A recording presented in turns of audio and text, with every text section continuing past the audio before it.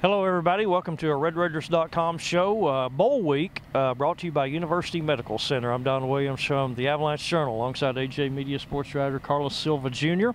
We're coming to you from Hoover, Alabama. Now, Hoover is a suburb of Birmingham, just a little bit south of Birmingham, where on Saturday night the Red Raiders will take on South Florida, number 23 South Florida, in the Birmingham Bowl at historic Legion Field.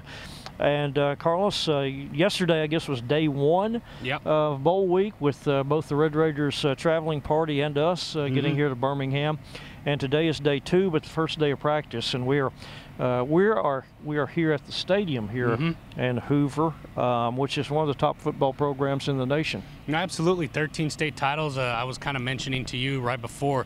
I know you being a Texas guy, you kind of were impressed by this, but then you said, well, it's no Allen, Texas high school. Obviously, Eagle Stadium, very impressive, but certainly a lot of impressive history here. 13 state titles, as I mentioned before, and all won, at least most of them, with Justin Niblett, the head coach, who Kliff Kingsbury mentioned that he was really excited to talk to him just to kind of get some X's and O's through. Yeah, that's right, because Kliff last night said that he was looking forward to meeting Josh Niblett, and I guess the reason why since 2000 this program has won double-digit, single season double-digit victory totals every year except one in the last 18 seasons. So Kliff said today they had an opportunity to visit with Coach Niblett and talk a little bit about, he said they kind of run similar schemes offensively, and so they bounced a few ideas off of each other. And I thought it was also interesting that Kliff mentioned that Coach Niblett calls his own plays. Yeah. Like Kliff calls his own plays, which, you know, some Tech fans want to see Kliff give up play calling. Yes. But Coach said, yeah, they run a scheme similar to ours. Coach Niblett kind of calls his own plays, and we kind of enjoyed talking a little bit of football. Well, I'm pretty sure one of the things that they talked about was South Florida, as you kind of mentioned, ranked number 23. Certainly have a very impressive quarterback in Quinton Flowers. I know we spoke to some of the guys afterward just in terms of what they're expecting. I know one of the things that Zach Barnes, I'm sure, was talking about was just how athletic they are. Yeah, and that was, you know, that's one of the things.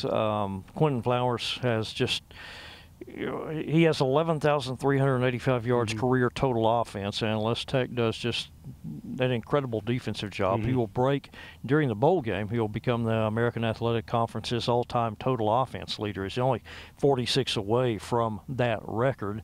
And you know, I was curious asking Kliff and some of the players last night and today, how's Quinton Flowers getting all those yards? Is it designed run plays, or is it plays breaking down and he just takes off and goes for 20 or 30 or 40? And they said, well, if you run for 3,500 yards in his career, you're doing it in a lot of different ways. Some of it is designed running plays, and then if he gets out, he's gonna hurt you. He's gonna hurt you more than most quarterbacks do. And I know certainly, if anything, at least they've got a quarterback on the scout team that can kind of prepare them for it. And Jed Duffy, he's a guy that can kind of run the ball a little bit. So certainly a good thing for Texas Tech there. Anything else you kind of wanted to kind of get today, Don? Because I know one of the things when I was talking to Antoine Wesley, a wide receiver that was formerly a quarterback and then kind of changed to wide receiver, is very excited about this, especially after getting that big win over Texas. I think all the guys are just excited. I know Kliff Kingsbury was very impressed with the way practice went today.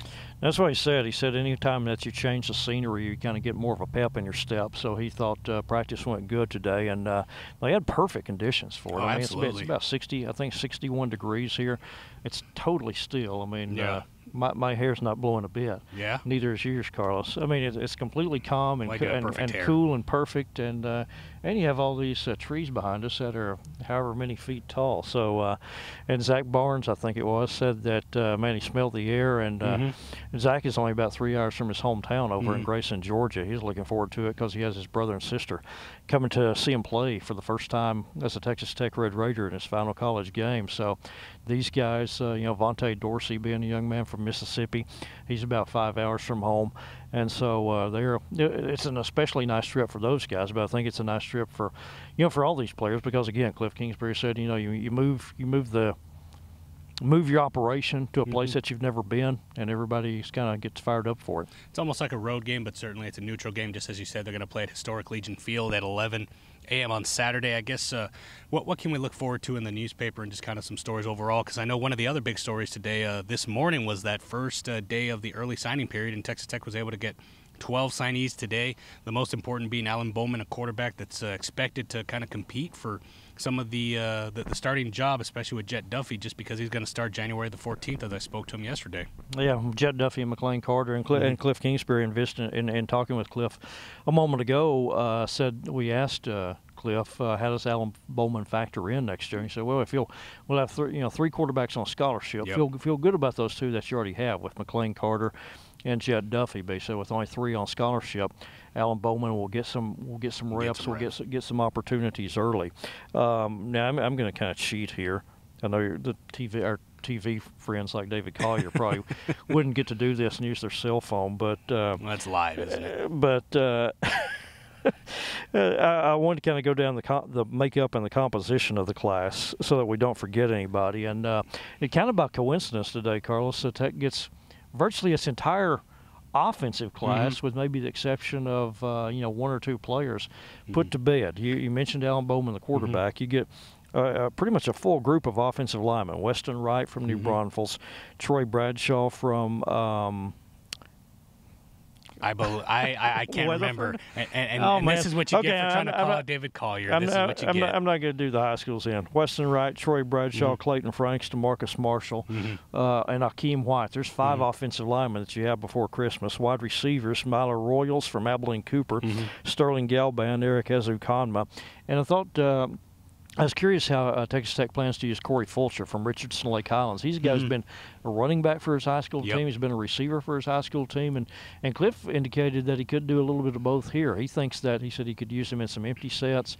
He said he likes to have a player like that can kind of be an all-purpose player for you. So he didn't make it sound like Corey Fulcher would be strictly a wide receiver. He thought they could do some other things with him. Well, certainly they got a lot of athletes, and of course we'll kind of mention all of them on RedRaiders.com. And, of course, LubbockOnline.com, just as we kind of mentioned all the high schools that we get. Kishan Carter was another one that was very interesting. Kishan Carter, a wide receiver. Yeah, he's going to be a wide receiver. And not only that, but then a guy that you may follow, too, because he's also going to compete for the track and field team as well. He's got very, very quick speed. I believe he runs the short distance events in track, but certainly a guy that we'll talk to hopefully later today. And like I said, we'll kind of update that all on RedRaiders.com along with all the other stories that we're going to get out of you today. That's right. And also, don't want to forget Jalen Hutchings. Yes, we were asked on Twitter, where's the defense? Yeah. Well, the defense so far in this recruiting class is Jalen Hutchings, a defensive tackle.